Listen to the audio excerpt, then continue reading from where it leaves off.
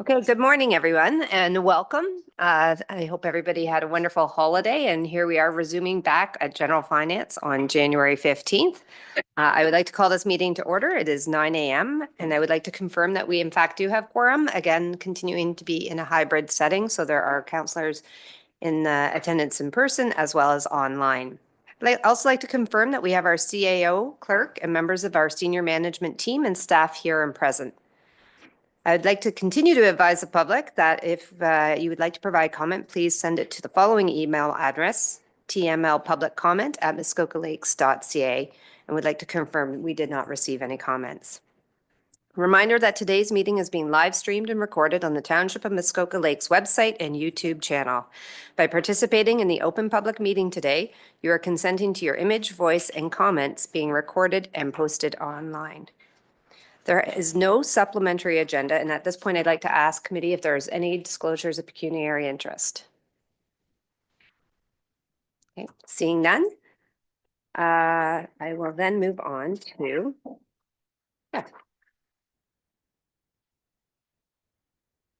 Ms. Story. Please, welcome. Item 8A. Thank you, Chair Mazan, and good morning, committee.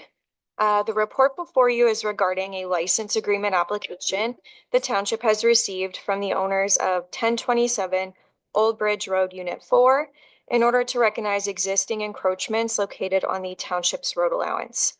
Staff have reviewed the application and recommend approval subject to the conditions noted in the staff report. And with that said, I will turn it back to the chair. Okay, thank you. Committee, are there any questions? Councillor Roberts? Thank you, Madam Chair, and through to Crystal. Do we have a database or a bring up file that talks to, that identifies to you that these leases are coming due? Thank you. Through you, Chair Mazan, to Councillor Roberts. I do. I have a spreadsheet that I maintain and update when, that keeps track of expiry dates as well as every license agreement the township has on file, what those encroachments are, and contact details, etc. Thank you. Okay, I don't see any other hands up. I will read the resolution. Moved by Councillor Burry, seconded by Councillor Zavitz.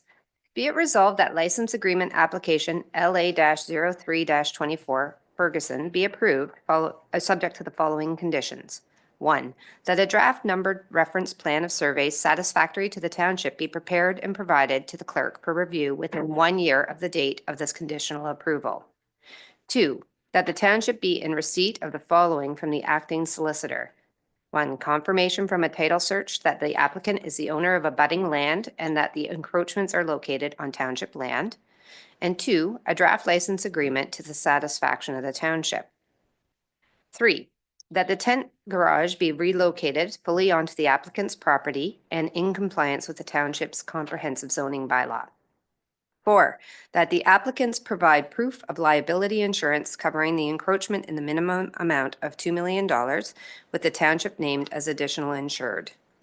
And 5, payment of any applicable fees related to the preparation of the license agreement, including but not limited to the solicitor's time and disbursements, as well as confirmation applicable property taxes have been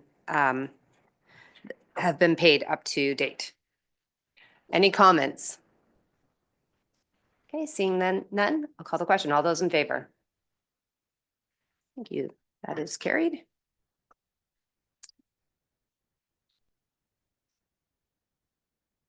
I'd like to welcome Director Peroshi to the podium for item 8B. Thank you and good morning, committee.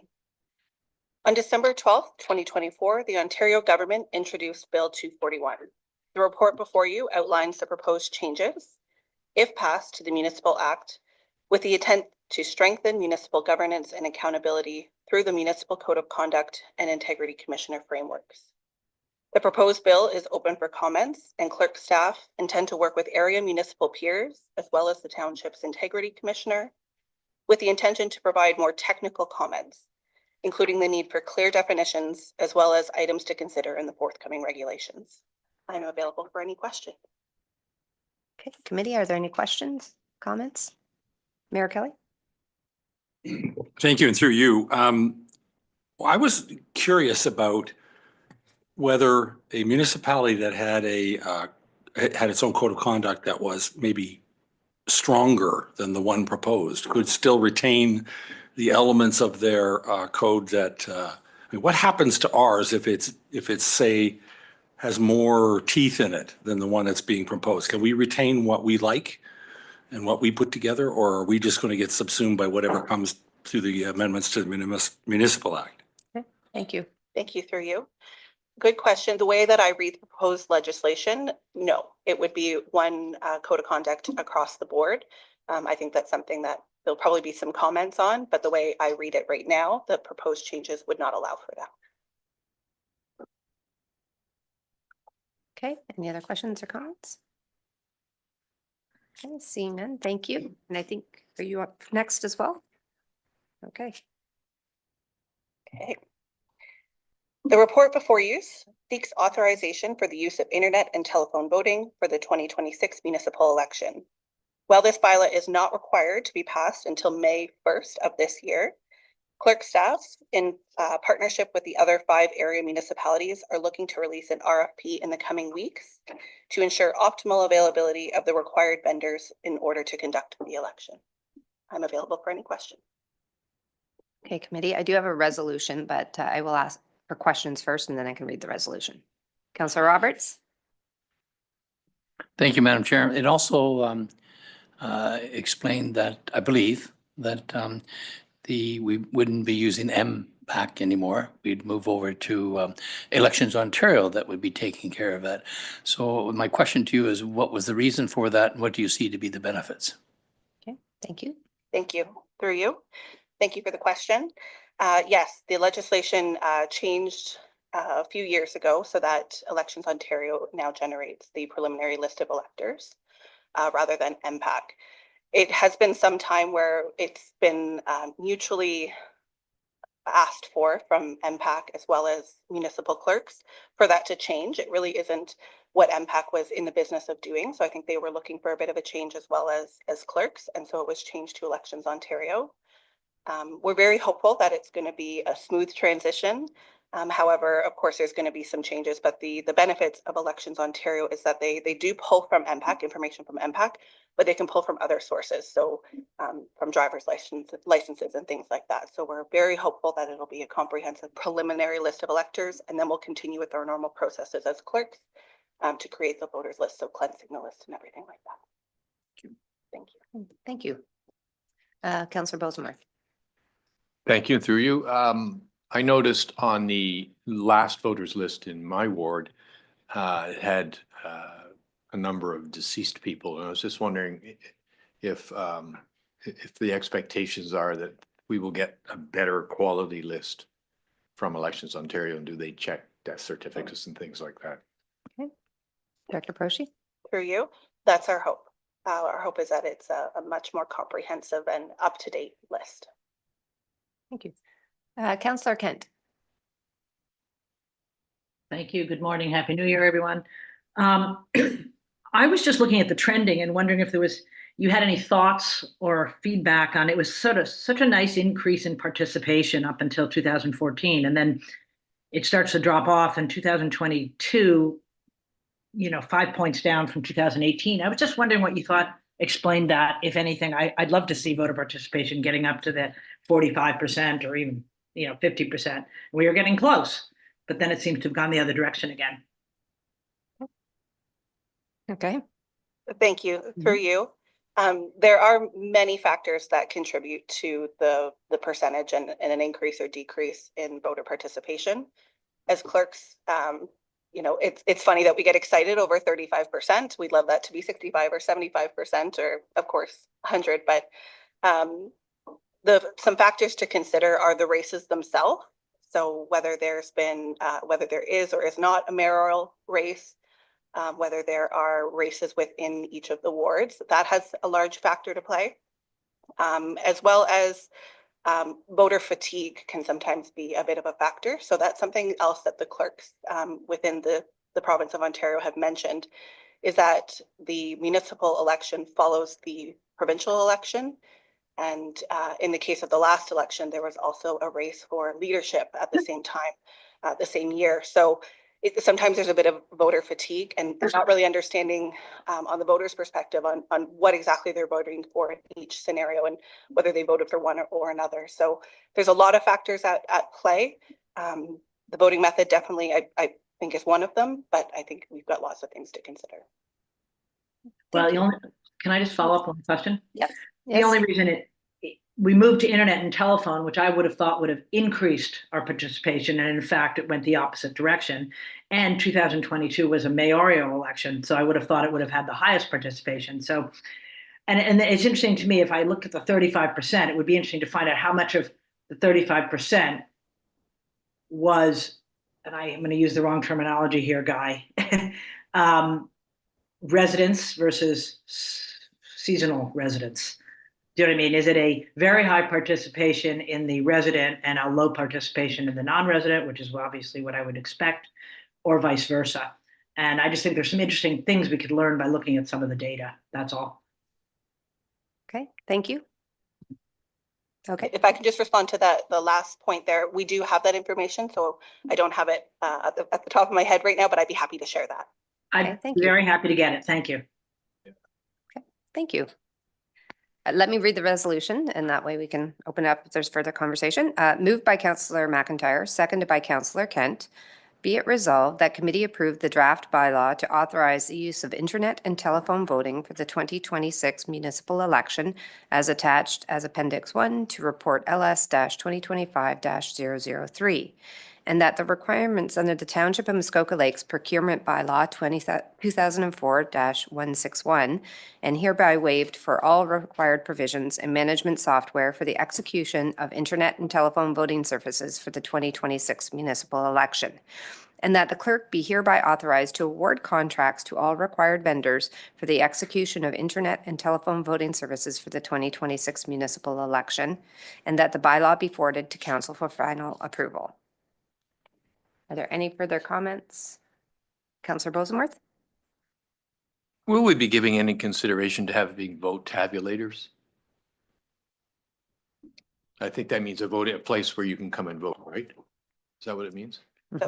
For you? Yes. So the vote tabulators are what counts the vote. So that's built into the internet and telephone voting system. But in terms of having like a voter help center, absolutely, we will have one in this building at a minimum. But we'll be coming forward with a wholesome report on what we're going to be doing in terms of reach out for the public and making sure that there are help centers available. Thank you. Okay, I'm not seeing any other hands, so I will call the question. All those in favor? Okay, that passes. Thank you.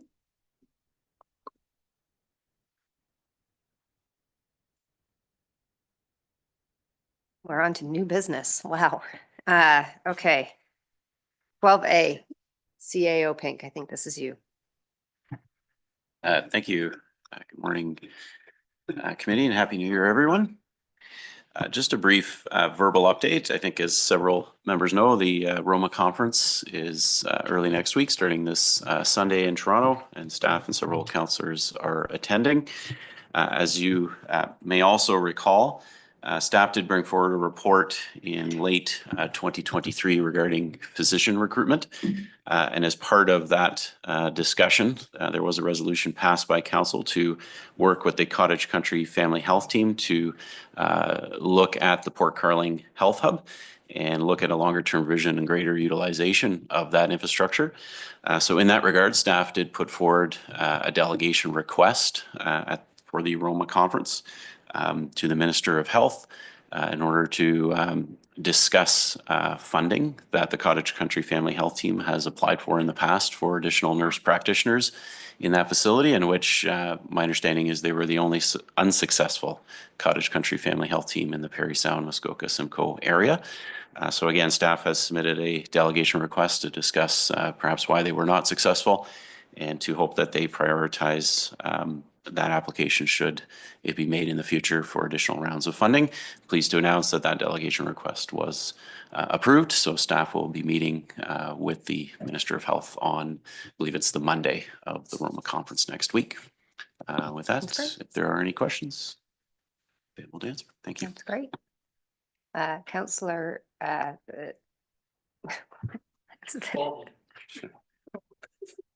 Roberts. I was about to say Edwards. That's why, that's funny. Counselor Roberts, Counselor Nishikawa. You gotta move. Thank you, Madam Chair.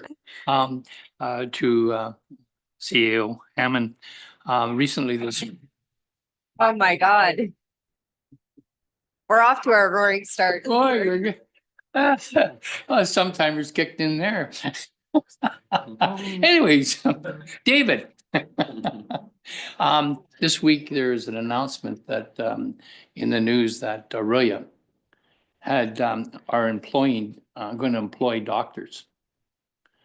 It's the first in, I think in Canada, maybe in Ontario. So so maybe, I don't know whether you're aware of that or not, but they're actually going to have doctors as employees. Oh, Ruth. Thank you. Okay. CAO Pink? Did you want to make- Thank you. Through you, I guess the short answer, no, I wasn't aware of that. Certainly, I can look into that with staff and learn more. I guess I believe along those lines, or perhaps what you're referring to, again, part of that discussion in 2023 were initiatives to look at fulfilling physician vacancies in the area. And in that regard, you may be seeing a request from the acronym always eludes me, but the MAOT, I believe, has hired a new recruiter, and their 3-year term has expired. You may recall that the municipality previously did not contribute funding to that regional initiative, but that request may fall around this table again in the near future. Again, if the question surrounds, I guess, position recruitment, there are other initiatives, but I'm not aware of the recent happenings in Aurelia, but happy to look into that. Thank you. Counselor Nishikawa. Thank you. Through you, healthcare is a provincial responsibility. And the more the municipalities take on, we're not going to get there. It just, my question or concern is, I'm being cautious how to do this. Is the district involved? Because of course, with the nurse practitioner station in general, the district was very, very involved in the staffing and all of that type of stuff. And so, Alan will tell you more, but I've been concerned about the Dr. Monk Fund, and it's eroding. And yet it was meant for Muskoka Lakes. Like, it got started because of Dr. Burns. And yet, again, I'm not sure how we're addressing that fund with our needs. And going to the ministry is going to loop it with the District of Muskoka. And so, and they've got, like, Huntsville's on charging on and hiring doctors and all, and nurse practitioners. And so that's why I'm not sure where we're going to fall in as a municipality. Okay, so CAO Pink. Thank you. Through you, I would agree, and I think it was clear in our report in late 2023 and the discussion around this table that it is a provincial issuer mandate, and that the municipality is to provide more of a supportive role. So one thing I omitted inadvertently, I should mention that it's actually a joint delegation with the Township of Georgian Bay, who also is looking for the Cottage Country Family Health Team to add a nurse practitioner to the Wata nursing station. So, but further to your point, to make it clear, this is not, I guess, a township-led initiative in the sense that we're looking to hire a nurse practitioner or the costs in any way to the township. But we do, as we know, have an excellent health hub facility in Port Carling. Based on our review and the outcome of that resolution in 2023, it's, in our opinion, underutilized. And I think the Cottage Country Family Health Team has a vision to staff additional either physicians or nurse practitioners in that facility in order to address the unattached patient list in our township. And the delegation request is really more of an advocacy role, support role to that Cottage Country Family Health Team to make sure it's on the Minister of Health's radar that, one, the initial round of funding was again not approved. We would like to understand better why. And when others were, what can we do to improve, for future applications and rounds of funding, and to make sure that we are on their priority list to make sure that we're successful in the future, so that, again, that Cottage Country Family Health Team can better utilize our facility in Port Carling. So I hope that helps explain. And again, my concern, and I'm gonna follow this more close, but my concern would be as well, that is a Gravenhurst-based thing, and they've got their asks going in as well. At least Councillor Kearns is telling me this because she's very involved with the health unit, and they actually want to be a whole expansion on their second floor of their council building. So again, I really want to make sure that we're slotted in the right places, but because that Cottage Country is a Gravenhurst-based thing, I always feel like we, as in our nurse practitioner station here, doesn't get the same kind of look. I'll just say it that way. CAO Pink? Thank you. Just on that, yes, and that's, I think, the primary goal of why we made the delegation request, to make sure there is focus and interest in the Port Carling hub, and to make sure it, again, is staffed appropriately. And I also would want to make clear that staff was in close contact and in discussions with the Cottage Country Family Health Team in making that delegation request. They are supportive of that request and happy that it was approved and is being pursued. Thank you. Councillor Burry? Wasn't sure if you had your hand up. So. Well, thank you. Through you, this is directly on point. And it might be interesting for people to know that some of the ratepayer associations surveys, the number one reason for people not being able to stay here more is primary care health and nurse practitioners. And if that area was beefed up, there would be other people that would feel they didn't have to spend more time in bigger cities south of here or south of the border, that they could actually stay here for much longer periods of time. So I think that's a piece that we need to understand, that there are literally thousands of people that have recognized the issue for our township when it comes to healthcare is not acute care beds, but it's primary care health and nurse practitioners. Mm-hmm. Thank you. Councillor Roberts? Thank you, Madam Chair. Just further to the Aurelia story, the point on it was that young doctors have come out of school with a significant debt. And so, and the last thing they want to do is to move to Aurelia to, put money into something. So I think just reading between the lines, Aurelia is going to help with those costs, maybe provide the building. I don't know what they're going to do. So maybe you can look into that. Director Pink. CAO, I'm going to give up. I'm gone. Okay. Bye. Okay, thank you. And we wish you luck. Thank you very much. Item 12B, budget. I believe this is you again. Is that correct? Roshi? It is, thank you. As committee will recall, staff did send out some meeting reminders for the meetings throughout 2025, and we included some placeholders for budget meetings. We have run into a conflict for the September 17th meeting, so we'll be sending out a call for quorum for that. I know it seems quite early, but just want to make sure everybody has the placeholders in their agenda.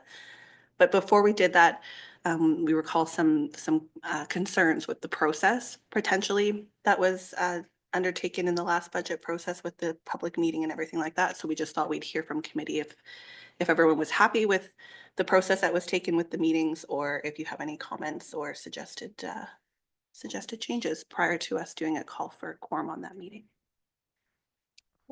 Councillor Nishikawa?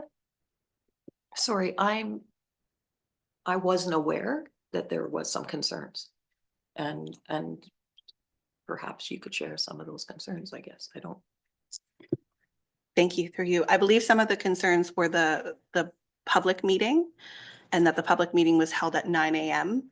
and it was held prior to the entire budget document being delivered to everyone. So those were the comments that we had made note of. So just wanted to make sure, and if everyone's happy, then we'll just look at moving the date rather than changing anything else. Okay, Councillor Bosworth? My recollection was that none of the public showed up at that meeting.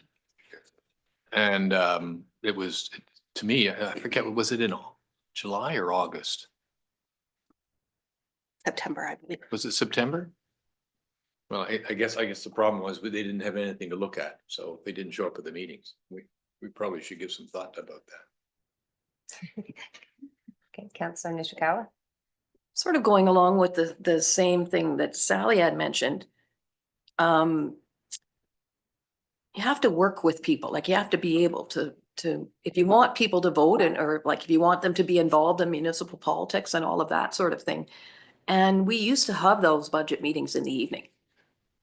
And in reality, we used to have a handful of people that showed up, and very informed people, I would say as well. So I think it is important to get that timing right. And maybe it's just late in the afternoon as opposed to, going, but 9 o'clock in the morning doesn't work for most people.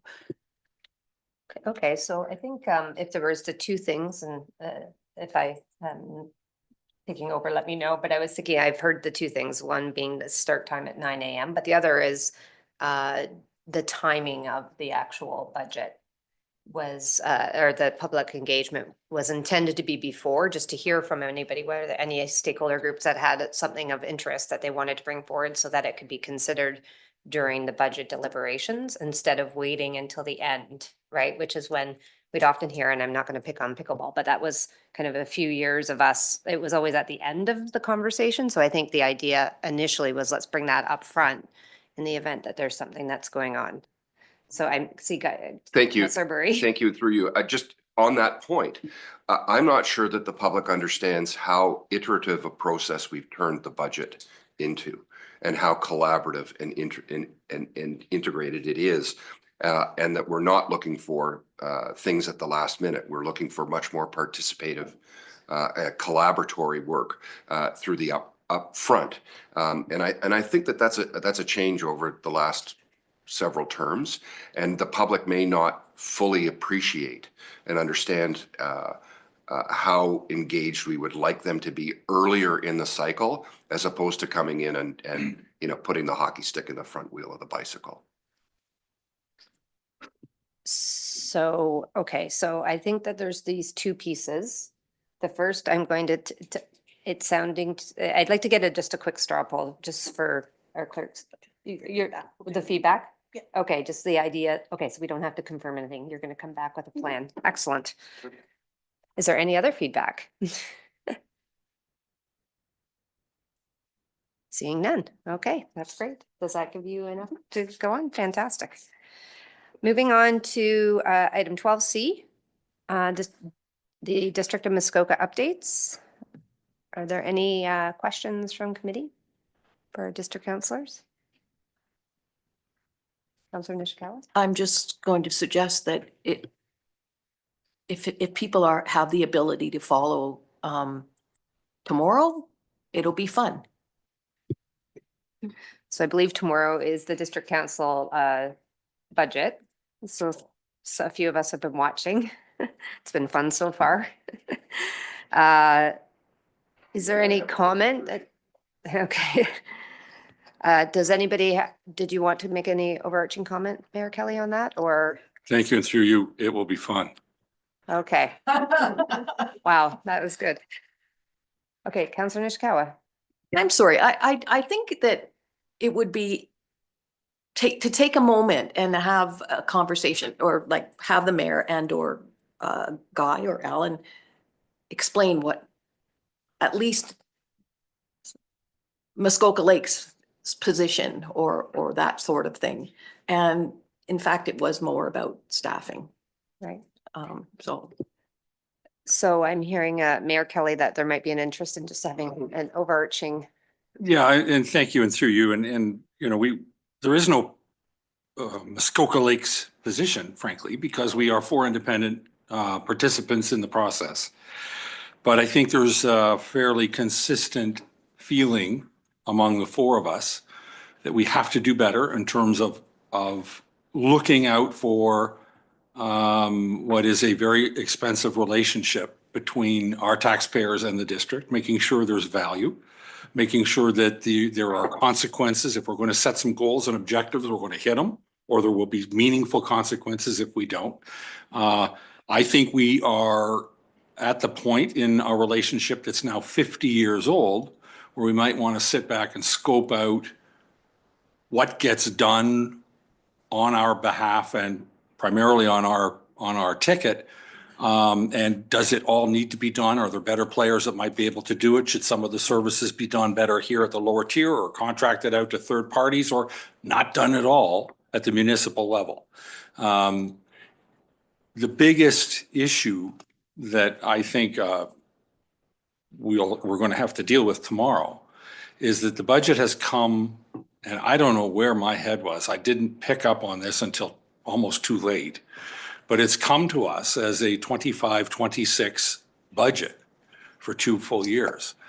And my position right now, and I suspect tomorrow, will be that there are too many unknowns. There is too much work to be done to be forecasting something that is 24 months out.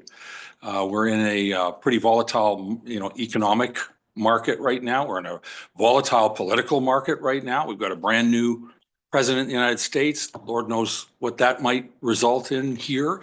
We're likely going to have a new federal government. We're likely going to have a new prime minister. I hear increasingly rumors that we're going to have an election at the provincial level. And for us to be trying to forecast out, is to me the biggest challenge. I don't mind doing a look out 2 years as a kind of a guideline guiding us in terms of investment. Well, we're probably going to go in this direction. But to try to approve a budget tomorrow, and if you read the resolution that we're being asked to approve, in which we actually tried to amend yesterday and failed at,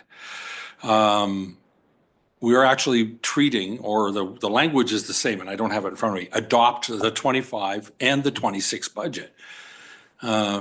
We've been sort of led to believe that, oh no, you'll have to come back and approve it later, but the language is the same for 25 and 26, which means to me that whatever we do tomorrow to approve this year's budget, we're doing the same thing for next year's budget. So to me, it's a very different approach to responsible financial management than I'm comfortable with, and certainly nothing that I would have ever done in any part of my life in the past. I never would have accepted it. And so we're going to stand up, and at least I am, and I suspect we'll have some gravity with us. We're going to try to ask for splitting the 2 years apart. There are some issues with the 25 budget I would like to speak to, but ultimately I'm at the point where I probably can approve that, keeping an open mind till tomorrow.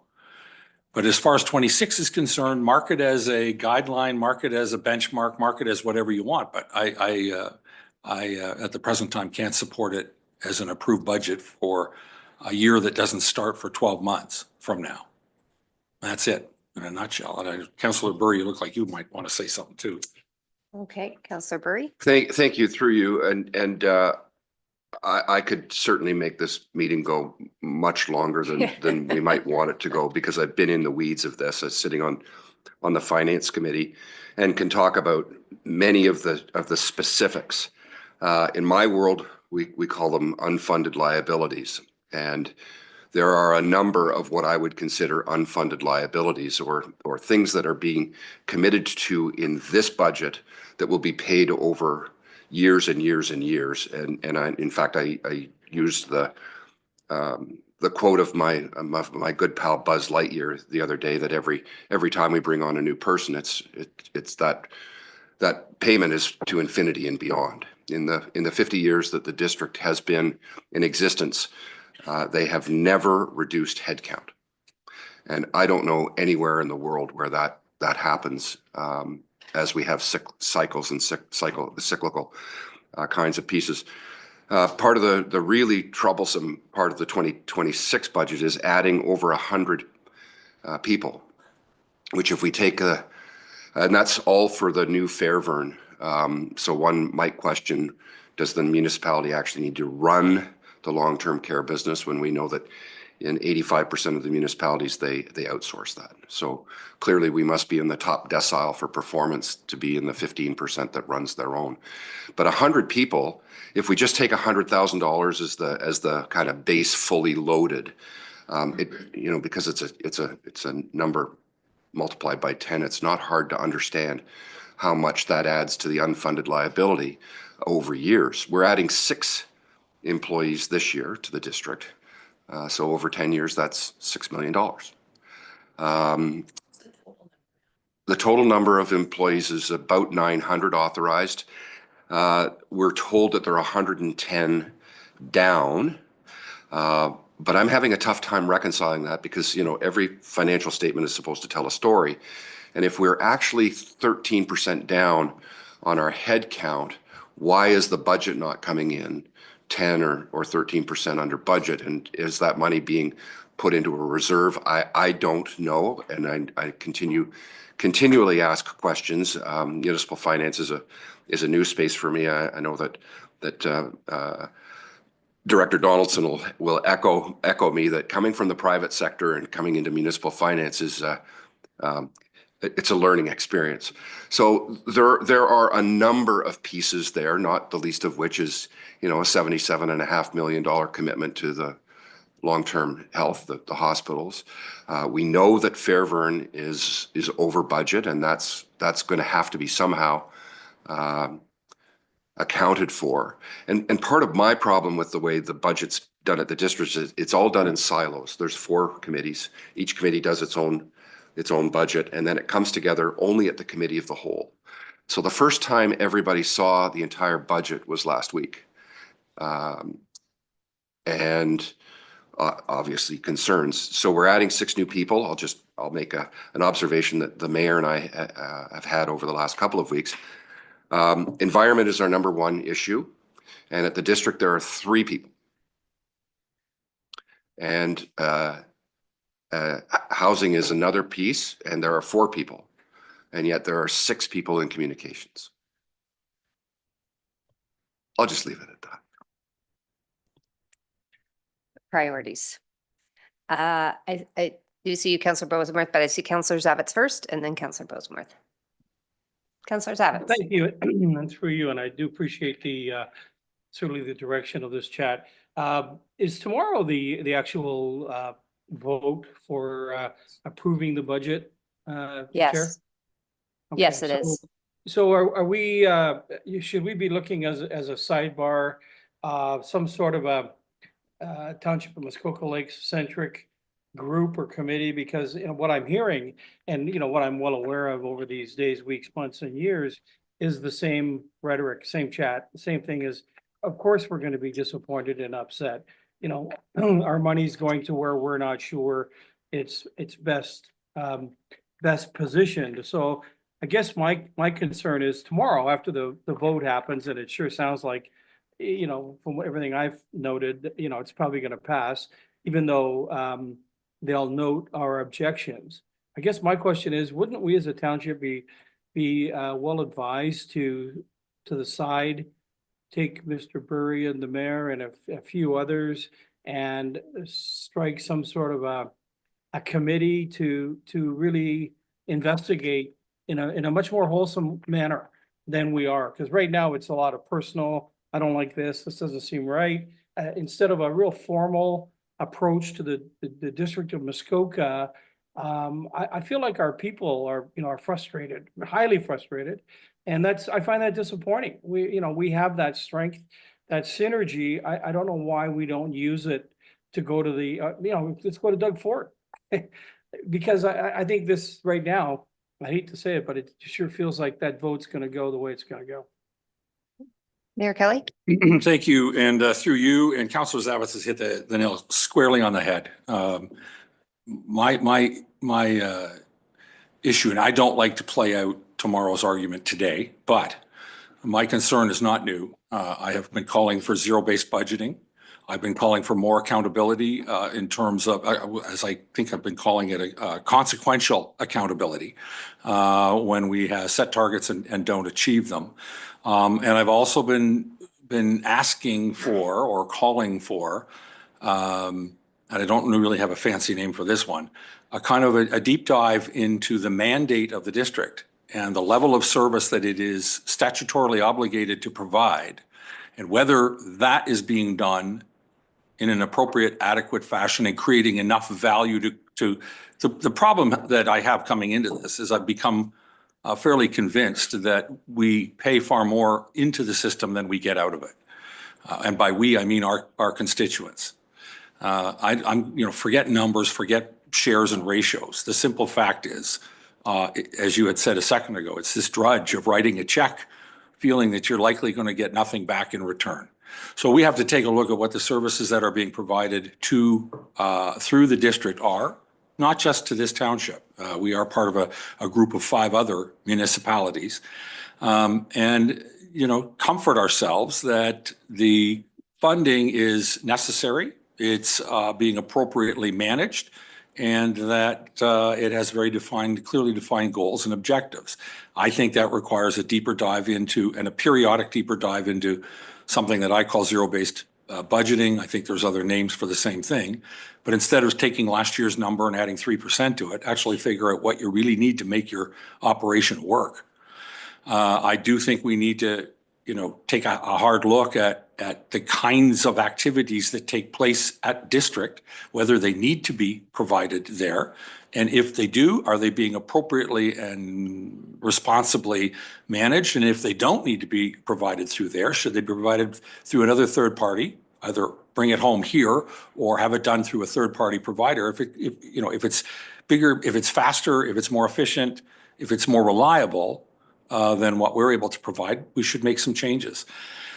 My point is that I think the best way to solve that issue is through the district, is collaboratively with the lower tier municipalities and the upper tier. But if the district chooses not to approach it that way, frankly, we owe it to our constituents to take the task upon ourselves. And the quality of what we come up with in isolation might be somewhat substandard. We'd have more questions than answers. But we're going to take a meaningful stab at it and see what we can do to solve the same problem, but do it in isolation rather than collaboratively with the rest of the district lower tier municipalities. Councillor Bosworth. Thank you to the mayor. Has there been any rationale offered about the benefits of approving 2 years of budgets at the same time? So it's the first question on my list for tomorrow morning. No, there has not been. I can only surmise, but unfortunately, it appears to me to be just viewed as an efficiency exercise. Why take 4 months and 9 committee meetings when you can do it in 2 months and 4 committee meetings? Perhaps I can just a quick question on that. Is there a policy that helps drive that decision yet, or? We've heard there will be, but there is not one right now, and that's one of the objections that I have to signing for 2 years right now is I don't know what it means. Sounds like a good question. Councillor Roberts. Thank you. I heard from Councillor Zavitz a request for a working committee. And I sort of heard the mayor say the same thing. So what do we need to do to move this forward and see what we can figure out in isolation and then bring in what we need? So how do we go about establishing a working committee? Okay, Mayor Kelly. Thank you, through you. I think the first step is to take one more crack tomorrow at trying to get the district to understand it's probably in the district's best interest that they participate and that we do this as a district-wide initiative. I don't have great optimism that it's going to go anywhere. So I think we'll kind of revisit that after tomorrow. Okay, thank you. Just to follow up very quickly. Sorry, yes, Councillor. So can we have this under an update on new business for next month? That sounds like a good idea. Mayor Kelly is nodding his head. Absolutely, yeah. Okay. Any other questions, comments? Okay, seeing none. Councillor Bosworth. As we normally have a planning meeting tomorrow, if anybody doesn't have anything to do tomorrow afternoon, attendance at that meeting might be viewed as Fun. extra interest by the township. What And time is it at? I plan to go and it's at 1:00. It's at 1 PM. Okay. It's at 5. It's at 1 PM, Mayor Kelly. Okay, any other questions or comments? Okay, moving on to item D, which is community events. Not seeing any, okay. Oh. Okay. Okay. Very Councilor Roberts. and then Very Councilor- quickly, I applaud the young ladies that are younger than I, that are really driving Milford Bay. And this past weekend, they actually convened a line dancing lessons, and it went all over very, very well. So, lack of anything else, it's, they're really working hard there, these two young ladies. Thank you. Yeah, thank you. Mayor Kelly? Thank you, and through you. And just on that same note, to follow Councilor Roberts, there's a woman in Milford Bay named Donna Brown who every Monday night posts the garbage schedule, and you will not believe how many times I have to revert to that to figure out whether I put bags out or not. So thank her for me. Yeah. There is Winterfest is coming up. Does anyone know the date? Because I don't. It's pretty soon. If you have not attended Winterfest, it's literally starts Friday night, runs through Sunday. Most of the action is Saturday. It's all ages. It's the 31st of January, that weekend. It takes over Bailey Street. It takes over Hannah Park. It takes over the Legion, takes over the community center, the arena. There's skating demonstrations. It is actually a very spirited community event. And given that it is in the most, or potentially the most brutal time of year for weather, it's a real celebration of winter, which is why it's called Winterfest. It is the Lions Club that underwrites it or puts it on. I can tell you that the curling club participates, the Legion participates, the museum participates as well. So it brings all the little community associations together and allows people who might normally want to hibernate for another weekend to come out and have community celebrations, very well attended. There's log sawing. I remember that. That's it. Thank you. You can actually legally throw an Councilor axe in downtown Port Carling.